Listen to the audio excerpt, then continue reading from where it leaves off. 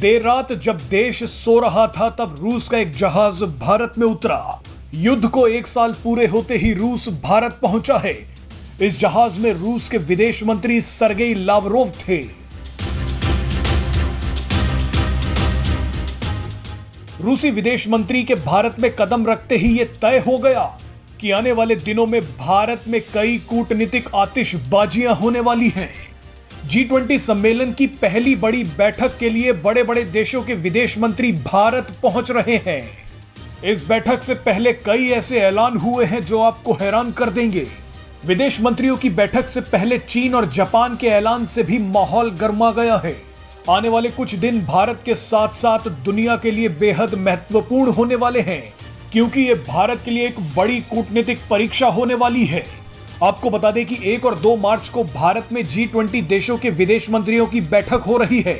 इस बैठक में कई पश्चिमी देश रूस का इंतजार कर रहे हैं ताकि वो उस पर हमला कर सकें, और इसी बैठक में अमेरिका और चीन भी आमने सामने होंगे, जो जासूसी गुब्बारे को लेकर एक दूसरे से भिड़ चुके हैं। इस वीडियो में आपको बताएंगे कि एक दूसरे से लड़ रहे इन देशों को भारत एक मंच पर रखकर कैसे G20 सम्मेलन को सफल बनाएगा। आपको बता दें कि G20 देशों के विदेश मंत्रियों की यह बैठक तय कर देगी कि इन सभी देशों के राष्ट्राध्यक्षों की बातचीत का एजेंडा क्या होने वाला है, क्योंकि विदेश मंत्रियों की बैठक के बाद इन सभी देशों के प्रधानमंत्री और राष्ट्रपति एक दूसरे से मिलेंगे। विदेश मंत्रियों की बैठक से यह पता चल जाएगा कि मोदी, पुतिन, जिनपिंग, बाइडेन और ऋषि सुनक जैसे राष्ट्राध्यक्ष कौन से कूटनीतिक दांव खेलेंगे।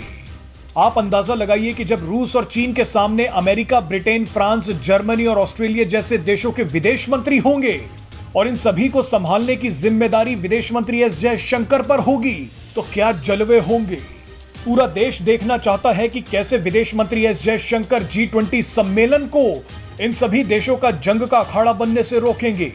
पश्चिमी देश चाहते हैं कि इस G20 सम्मेलन में भारत समेत दुनिया रूस का विरोध करे। फ्रांस ने तो ये तक कह दिया है कि अगर भारत रूस की निंदा नहीं करेगा तो वो G20 बैठक के घोषणा पत्र पर हस्ताक्षर ही नहीं करेगा। जापान ने भी अचानक बोल दिया है कि वो विदेश मंत्रियों की बैठक में शामिल नहीं हो पाएगा। अब इसके पीछे क्या कारण है ये अभी तक साफ नहीं है। अब बयानों के इस जाल में विदेश मंत्री एस जयशंकर को ही रास्ता निकालना है। रूस ने G20 सम्मेलन शुरू होने से पहले ही कह दिया है कि पश्चिमी देश भारत में मंच का दुरुपयोग कर सकते हैं। रूस ने कहा है कि इस सम्मेलन में व्यापार, जलवायु परिवर्तन, विकास और कृषि जैसे मुद्दों को ही उठाना चाहिए, लेकिन पश्चिमी देश इस सम्मेलन को यूक्रेन की तरफ मोड़ना चाहते हैं। रूस ने कहा है कि पश्चिमी देश भारत पर भी दबाव बना रहे हैं कि वो रूस का विरोध करे। वैसे आपको बता दें कि भारत में हो रहे G20 सम्मेलन में रूस और यूक्रेन युद्ध के अलावा अमेरिका और चीन का विवाद भी हावी हो सकता है। चीन और अमेरिका के रिश्ते भी एक खतरनाक मोड़ पर पहुंच गए हैं। आप ये मानकर चलिए कि भारत में आने वाले दिनों में आपको ऐसी आतिशबाजियां दिखने वाली हैं जो आपने शायद ही पहले कभी देखी हो।